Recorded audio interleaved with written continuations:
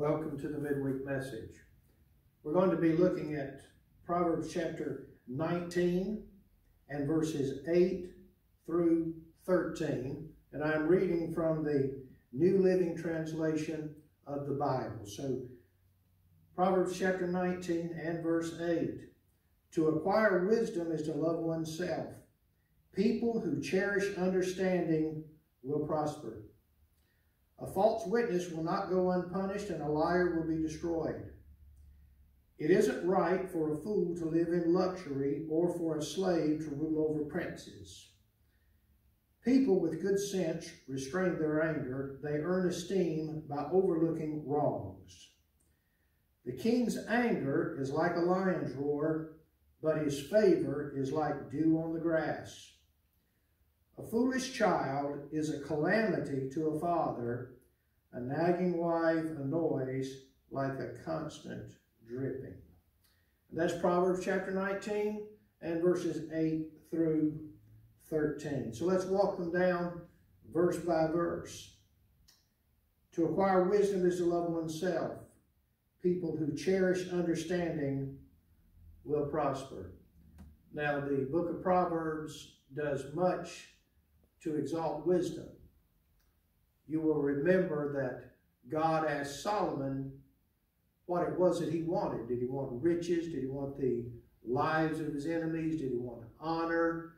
And Solomon requested of the Lord that he give him wisdom to rule over his people, to conduct himself. And God said, because you've asked for that, I not only will give you that, but I will give you other things as well.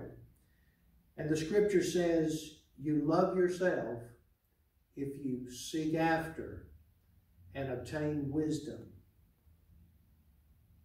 People who cherish understanding will prosper. It's a truism in life that once we have attained the knowledge that we need for living, our lives are well spent or nearly gone. There's no way to gain certain types of wisdom without experience. But if you cherish understanding, you will do well. Verse 9, a false witness will not go unpunished, and a liar will be destroyed. And that may be only true in the ultimate sense at the end of time and in eternity. But in general, those that are false are punished in this lifetime. In general, people who lie are in for calamity. But it's true in the ultimate sense in eternity and in the sight of God. Verse 10, it isn't right for a fool to live in luxury or for a slave to rule over princes. There's something that is disquieting about people that live foolish lifestyles and yet are rewarded monetarily and in other ways in this lifetime. Plenty of fools live in luxury, stand in line and read the magazines as you're getting ready to check out in the grocery store, and you'll see fools that are living in luxury. There are all types of television shows that have to do with fools that live in luxury. But it isn't right for a fool to live in wealth and well-being, or for a slave to rule over princes. Now that is a particular admonition that's probably true in a more general sense, in that people of low degree who are not fit to rule should not be the ones that are ruling. And by low degree, I don't just simply mean in monetary matters or in societal, according to societal norms.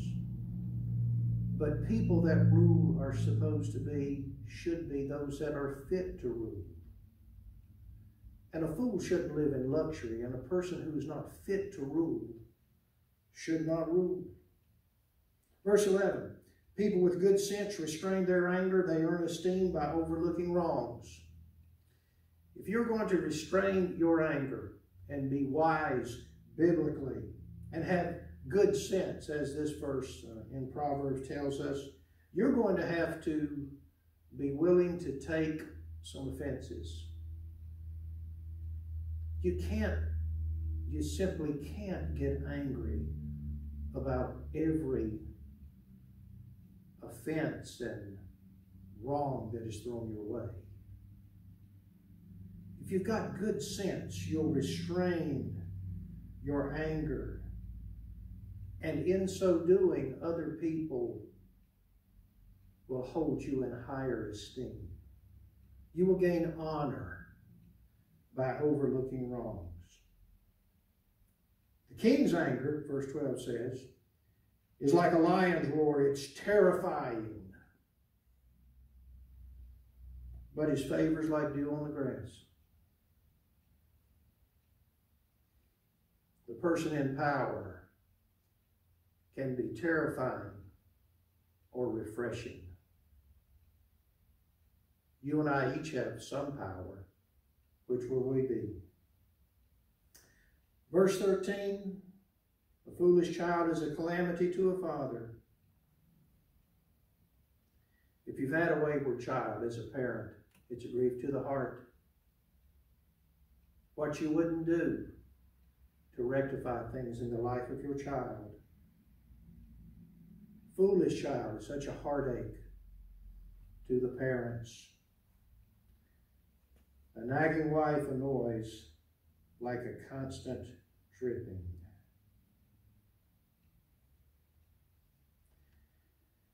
I'd like to extrapolate that out and make that apply to people in general.